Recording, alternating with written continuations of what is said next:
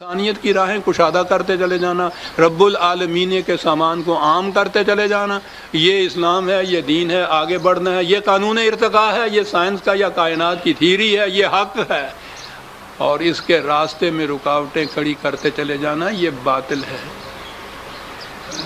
اور جس معاشرے کے اندر پھر ہر شخص کے راستے میں کوئی نہ کوئی رکاوٹ ہو تو سارا معاشرہ جہنم ہوتا ہے، جینے من جہیم ہوتا ہے، رکے ہوئے کھڑے ہوئے ہیں۔ سوچو اپنے ذہن کے اندر کتنے کتنے آپ کے کام پروگرام جتنے بھی ہیں رکے ہوئے ہیں، کھڑے ہوئے ہیں، چیخ رہے ہیں آپ، کچھ نہیں سوچتا، آپ مایوس ہو گئے ہوئے ہیں نا۔ آپ کو پتہ ہے قرآن نے ابلیس کے لیے شیطان کا لفظ بھی اٹھایا، رکاوٹ کھڑی کرنے والا۔ ابلیس کھڑا کیا، مایوسی ہے اس کے معنی۔ جب رکاوٹیں اتنی آپ کے سامنے آ جاتی ہیں کہ کوئی آپ کو سوچتا نہیں طریقہ ان کو ریموو کرنے کا، ان کو ہٹانے کا، تو وہاں مایوسی آپ کے اوپر چھا جاتی ہے۔ یہ ایک ہی کوائن ہے، ایک ہی سکہ ہے جس کے دو رخ ہیں، شیطان بھی ابلیس بھی۔ رکاوٹیں اتنی پڑتی ہیں کہ انسان مایوس ہو جاتا ہے، چھا جاتا ہے ابلیسیت، شیطانیت معاشرے کی۔ اور یہ سب کس طرح سے سود خود بینت۔ وہ یہ کچھ رکاوٹیں پیدا کرنے والا یوں ہی اس کو کچھ چاؤ نہیں ہوتا، وہ کھیل نہیں ہوتی کہ رکاوٹیں پیدا کرتا ہے، سود خود بینت، اس میں اپنا فائدہ ہوتا ہے۔ چلے آئے ہم نبی اکرم صلی اللہ علیہ وسلم کے دور پر، حضور کی سیرت کا پہلا دور جو تھا مکی زندگی کا، تصادمات کا، اس کے بعد مکی زندگی کی مدنی زندگی آئی، تصادمات نے میدان جنگ کے شکلیں اختیار کر لی۔ سن 7 ہجری تک ٹکراؤ ہو ٹکراؤ، لیکن ہر ٹکراؤ میں ان کی مضمر قوتیں اور زیادہ شدت کے ساتھ ابھریں۔ یہ اشداء علی الکفار کے معنی یہی نہیں ہے، وہ یہی ہیں کہ ہر ٹکراؤ میں ان کی مضمر قوتیں اور شدت سے آگے بڑھ کے اوپر نکل آ گئی، تاکہ ہم آخری دور میں آ گئے۔ اس دور کے اندر عزیزان مان، میں پہلے بھی کئی دفعہ عرض کر چکا، قرآن کے حقائق تو بے مثل و بے نظیر ہیں، اس میں شبہ ہی نہیں، چیلنج ہے اس کا۔ انسانیت مل کر بھی اس کے مقابل میں کوئی چیز مرتب نہیں کر سکتی۔ اس کا اسلوب بیان جو ہے وہ بھی بجائے خیش ایک منفرد ہے۔ یہ ادبی اعتبار سے بھی اگر یہ دیکھا جائے عجیب چیز ہے۔ یہ کتاب عربی زبان کی آسان ترین کتاب ہے۔ یہ گرامر کی ابتدائی مبادیات جو ہیں وہ سمجھنے کے بعد اگر میں عربی زبان کی کوئی کتاب شروع کراؤں کسی طالب علم کو تو وہ قرآن شروع کراؤں گا، اتنی آسان، اور اس کے بعد اسلوب بیان اس قدر کہ بڑے سے بڑا ادیب بھی ادبی اعتبار سے بھی وجد میں آ جائے جو بات کہہ رہا ہے۔ بات کیا کہنی ہے کہ سٹیج وہ آ گئی ہے، کیا سٹیج آ گئی؟ مخالفین نے جتھا بنایا مکے کے اندر، قریش متحد تھے اس چیز کے متعلق کہ 2-4 ٹکراؤ کے بعد یہ ہیں کیا، ذرہ ناچیز و تعمیر بیابان نگر، کچل کے رکھ دیں گے ہم ان کو، نہ تعداد ان کی نہ ساز و سامان ان کے پاس۔ یہ متحد تھے اس بات کے اندر۔ آہستہ آہستہ آگے بڑھتی گئی بات۔ قرآن کا انداز دیکھیے کیا کہتا ہے۔ بات اس نے یہ کہنی ہے کہ وہ جو چیز تھی نا پہلے، اتنی یقینی چیز کہ ہم واقعی غالب آ جائیں گے، یہ شے کچھ نہیں ہے، کوئی ووٹ آف ڈسینٹ جسے کہتے ہیں نا، ایک بھی آواز ان کے ہاں اختلاف کی نہیں تھی۔ ان کا یقین اتنا محکم تھا اس پر کہ کوئی بات ایسی نہیں تھی جو کی جائے۔ سٹیج وہ آ گئی ہے عزیزان مان، سنیے جھومیے کہ اما یتساءلون، ان کی آپس میں چیمے گوئیاں شروع ہو گئی ہیں کہ یار پتہ نہیں غالب آ بھی سکیں گے یا نہ آ سکیں، پتہ نہیں کل کو کیا ہو جائے۔ اندازہ لگائیے، بات کہنے کی یہ تھی قرآن کی کہ اس لمبی کشمکش کے اندر میدان وہ آ گیا ہے کہ انہیں بھی خود اپنے پروگرام منظوم کے متعلق وہ یقین نہیں رہا۔ یہ نہیں کہا کہ انہیں یقین نہیں رہا۔ عزیزان من، کوئی ادب پسند ہے تو وہ غور کرے کیا بات ہے کہ یہ ایک دوسرے سے پوچھنے لگ گئے ہیں کہ یار کوئی ذرا سوچیے تو صحیح ہے کہ ہم ہیں بھی ٹھیک حق پہ، کیا یہ ہو بھی جائے گا؟ جب سٹیج یہ آ جائے نا کسی دشمن میں تو سمجھ لیجئے شکست آ گئی۔ اور اتنی سٹیج ہی نہیں ہے ہم فیہ مختلفون، اب اختلاف بھی ان کے اندر پیدا ہونا شروع ہو گیا۔ بس جب بھی دشمن کی صفوں میں یہ بات ہو کہ اپنے مقصد کے متعلق ان میں چے میں گوئیاں شروع ہو جائیں، یہی طے نہ ہو کہ پاکستان مانگا کیوں تھا۔ تشکیل پاکستان تک کسی نے یہ سوال اٹھایا تھا؟ وہاں یہ صورت تھی اما یتساءلون کی، اور کسی کو تو چھوڑیے نہیں موجود ہیں۔ میرے سامنے آج ایک دوست بھی موجود ہیں، اللہ ان کو زندہ رکھے، چودھری عطا اللہ، یاد ہے نا؟ کبھی کسی طرح کبھی بھی یہ بات آپس میں ہم نے یہ کی تھی کہ یہ کیوں ہو رہا ہے، یہ کیوں ہم کہہ رہے ہیں بھئی ہوگا بھی یا نہیں ہوگا؟ سوال ہی نہیں تھا، چٹان کی طرح محکم یقین تھا، یہ کبھی یہ بات نہیں ہوئی۔ اختلاف تو بات ہی بہت۔ اس کے بعد پہلا سوال ہی یہ اما یتساءلون ہوا، پوچھ رہے ہیں کہ مانگا کیوں تھا۔ اب بھانت بھانت کی بولیاں بول رہے ہیں، ہم فیہ مختلفون۔ وہ کہہ رہا ہے صاحب یہ تو ہندو کی تنگ نظری تھی اصل میں، جس کی وجہ سے ہم مجبور ہو گئے۔ دل ایسی چیز کو ٹھکرا دیا نخبت پرستوں نے، بہت مجبور ہو کر ہم نے پیمان وفا بدلا، بڑے مجبور ہو گئے تھے ہم۔ ہندو اگر ذرا بھی شفقت کا ہاتھ رکھتا تو کہاں کا پاکستان، کہاں کا اسلام صاحب، ہم اس کے ساتھ اسی طرح مفاہمت کر، اور اگر آج بھی وہ یہ کر لے تو ٹھیک ہے جی، کہ جی نہیں یہ تو معاشی مسئلہ تھا۔ یہ بڑے بڑے جاگیردار، بڑے بڑے سرمایہ دار جو تھے ہندوستان میں رہتے ہوئے، ان کے پاس معاش کے میدان بڑے محدود تھے، انہوں نے یہ کچھ کرا دیا سب۔ کسی نے کہا کہ نہیں جی یہ انگریز کی سازش تھی، ہندوستان کو ٹکڑے ٹکڑے کرنا چاہتا تھا۔ ہم فیہ مختلفون، یعنی پہلے یتساءلون ہوا، کہ آپس میں چہ مگوئیاں سی شروع ہوئیں۔ عزیزان من، ساری داستان ہماری یہ ہے۔ ہم نے جو وہاں کبھی ایک دوسرے سے یہ پوچھا تک نہیں تھا کہ ہم یہ کیوں کر رہے ہیں، ہم یہاں آ کے یہ سن رہے تھے، یہ باتیں ہم سے پوچھا جاتا تھا۔ اما یتساءلون، اور پھر ہم فیہ مختلفون، شکست موجود۔ جو حالت آپ کی ہوئی ہے وہ اس کی وجہ سے، جو ہو ذوق یقین پیدا تو کٹ جاتی ہیں زنجیریں۔ یہ جو زنجیریں کٹی تھیں ہماری ہندو و انگریز دونوں کی غلامی سے، وہ ذوق یقین کی بنا پر تھی۔ یتساءلون کی صورت ہی وہاں تصور میں بھی نہیں ہمارے آئی تھی کہ ہم نے ایک دوسرے کے متعلق کبھی پوچھا ہو کہ کیوں بھائی کچھ ہوگا بھی ہے۔ مختلفون کا تو سوال ہی نہیں تھا۔ دونوں شکلیں ہمارے سامنے آج آ گئی، اور نظر آ رہا ہے کہ ہر شخص کام رہا ہے، سو پوچھ رہا ہے کہ یار پاکستان کا کیا بنے گا۔ آ گئے نا اس مقام پہ۔ اس کا نتیجہ یہ ہے کہ یہ بات ہو کہ کیا بنے گا، یہاں تک آ گئے کہنے والے کہ صاحب یہ باقی بھی رہے گا یا نہیں رہے گا۔ کس وجہ سے اس چیز پہ آ گئے؟ وہاں تو جون جولائی 47 تک بھی کسی نے ہم میں سے یہ نہیں کہا تھا کہ ساتھ پتہ نہیں ملے گا یا نہیں ملے گا۔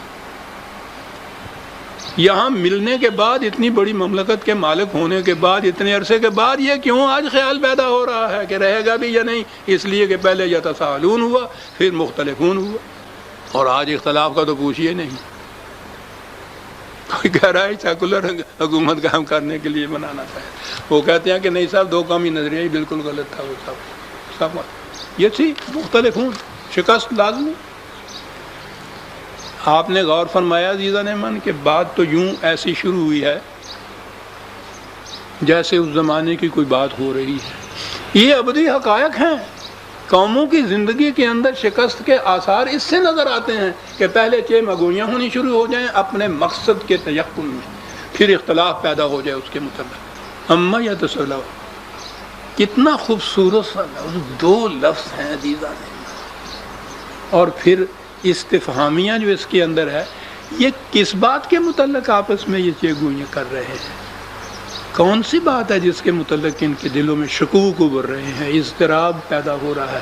کاہے کے متعلق؟ عن النبأ العظیم، نبأ العظیم، صرف لفظ نبا کے متعلق ہی میں ابھی عرض کروں گا۔ کہیں دیکھ لیجئے ترجمہ، بہت بڑی خبر کے متعلق یہ کچھ کہہ رہے ہیں، پھر جب اس کی تفسیر میں جاتے ہیں تو وہ پھر قیامت کے متعلق کہہ رہے ہیں، بات ہی وہاں آ جاتی ہے ہمارے۔ کہیں کسی جگہ سن لیجئے قیامت کے متعلق پوچھتے ہیں کہ وہ کب آئے گی آپ کو۔ قرآن کریم نے ایک تو یہ جو فزیکل ورلڈ، کائنات ہماری یونیورس ہے، اس کے انجام کے متعلق وہ ہر ایک معلوم ہے کہ ایک دن اس نے ختم ہونا ہے، ٹکراؤ ہونا ہے کروں کے اندر، یہ سارا کچھ وہ کچھ بھی ہے قرآن کے اندر۔ اس کا تعلق ہم سے، ہمارے اعمال سے کیا ہے؟ یعنی اگر وہ اپنے وقت کے اوپر متعین پروگرام جو ہے نیچر کا یا نیچر کے قانون کے متعلق ٹکرانا ہے انہوں نے، تو ہم کیا کر لیں گے؟ ہم کیا کریں اس کے لیے اپنی اصلاح کہ وہ نہ ٹکرائیں؟ وہ تو ٹکرانا ہے۔ ایک قیامت وہ ہے، اس کی صورت یہ ہے، ایک قیامت مرنے کے بعد وہ آنے کی ہے۔ آج کے ہمارے اعمال کے جو نتائج ہیں وہ سامنے آئیں گے۔ یوم الفصل اس نے بھی کہا ہے، جو بویا تھا اس کو کیا بات ہے اس فصل کے لفظ کی، اس کے کاٹنے کا وہ وقت وہ بھی آئے گا۔ ایمان ہے ہمارا۔ ایک اور قیامت ہے، اور وہ قیامت یہ حق اور باطل کی قوتوں کا جب باہمی ٹکراؤ ہے نا، اس ٹکراؤ کی آخری مرحلہ جو ہے اس کو قیامت کہا ہے قرآن۔ یوم یقوم الناس لرب العالمین، جس دور میں پوری انسانیت ربوبیت عالمینی کے لیے کھڑی ہو جائے گی۔ یقوم الناس، عربی زبان کے گرامر کی روح سے یہ قامہ سے جو قیام کا لفظ ہے، اس میں اگر تیگ گول لگا دی جائے آخر میں تو اس کے معنی ہوتے ہیں یک لخت، انقلابی طور پہ کوئی چیز، بائی ریولیوشن ہو جانا۔ عربی زبان عجیب ہے۔ یہ ہے وہ انقلاب، وہ قیامت جس کا ذکر قرآن میں بار بار آیا ہے۔ یہ اس کے متعلق پوچھتے تھے، ورنہ وہ آنے والی جو قیامت ہے ہر مذہب میں اس کا ذکر موجود۔ قیامت اور پرلو جو آنے والی ہے، انتظار ہے۔ کیا چیز ہے جو اس میں دلچسپی پیدا کی گئی؟ ایک آنے والے نے آنا ہے، اور یہاں آنے کے بعد اس نے کچھ کرنا ہے۔ ابھی میں عرض کروں کیا کرنا ہے، تو پھر اس کے بعد وہ قیامت آ جانی ہے۔ یعنی وہ آئے گا اس لیے کہ اس کے بعد پھر وہ قیامت آ جائے۔ لو ہر ایک مذہب والا انتظار میں ہے۔ بات یہ چلی وہی مجوسیوں سے، ایران سے، ان کے ہاں یہ تصور پیدا ہوا کہ ایک میترا، یہ جو عیسائیت کا تصور ہے نا، حضرت مسیح علیہ السلام زندہ آسمان پہ پھر آئیں گے، یہ سارے میترا کے متعلق ہے۔ ان کا تصور یہ تھا کہ ان کے ہاں کا میترا آسمان پہ چلا گیا، اس نے آخری زمانے میں قرب قیامت کے قریب یہاں آنا ہے میترا۔ ہندوؤں نے اپنے ہاں کہا کہ یہ اسی پیچھے رہ جائے، انہوں نے کہا کہ نہیں جی کلنکی اوتار آئے گا آخری زمانے میں۔ بدھ والوں نے کہا کہ تمہارا آئے گا، ساڈا نہیں آئے گا۔ متیہ آئے گا بدھ والوں کا، یہ صورت پیدا ہو جائے گی آخری زمانے میں، وہ سارے آخری زمانے میں۔ یہودی کہنے لگے کہ صاحب وہ اب تک انتظار میں ہے کہ مسیح آئے گا، انتظار میں بیٹھے ہیں۔ وہ جو آ کے اس نے کہا میں ہوں، تو اس کو صلیب دے دیا بقول ان کے، آئے گا پھر بیٹھے ہیں انتظار کر رہے ہیں۔ عیسائیت انتظار کر رہے ہیں عیسیٰ علیہ السلام کا کہ وہ آئے گا، ہر ایک انتظار کر رہا ہے آنے والے کا۔ ہم بھی ان کی دیکھا دیکھی انتظار کر رہے ہیں، حالانکہ وہ جتنے آنے والے انتظار میں تھے، کس آنے والے کے انتظار میں تھے، وہ تو آ گیا سرزمین حجاز میں محمد الرسول اللہ، آ گیا خاتم النبیین۔ پچھلے جتنے انتظار کرنے والے تھے ان کے لیے بھی وہ المنتظر بن کے آ گیا، اور آگے آنے والے کے حقیقے کو ختم کر دیا ختم نبوت نے۔ لیکن ہم بھی انتظار میں بیٹھے ہیں، سب انتظار میں بیٹھے ہیں۔ یہ کیا کریں گے؟ آ کر ہر ایک یہ کہتا ہے کہ ہمارا جو مذہب ہے وہ اس کو زندہ کریں گے۔ آپ سوچیے عزیزان من کہ مجوسیوں والا مجوسیوں کے مذہب کو زندہ کرے گا، کلنکی اوتار ویدک دھرم کو زندہ کرے گا، متیہ بدھ مت کو زندہ کرنے کے لیے لڑائی لڑے گا، یہودیت کا مسیح یہودیت کو، عیسائیوں کا عیسیٰ علیہ السلام وہ عیسائیت کو زندہ کرے گا، مسلمانوں کے یہ جو اسلام، یہ سارے یک وقت کٹھے ہو جائیں گے، اور ہر ایک اپنے اپنے مذہب کو زندہ کرنے کے لیے تلوار ہاتھ میں ہوگی، تو قیامت آ ہی گئی۔ بیٹھے ہیں اس انتظار کے اندر کہ آنے والا آ بھی گیا، اور یہ ابھی تک انتظار کر رہے ہیں۔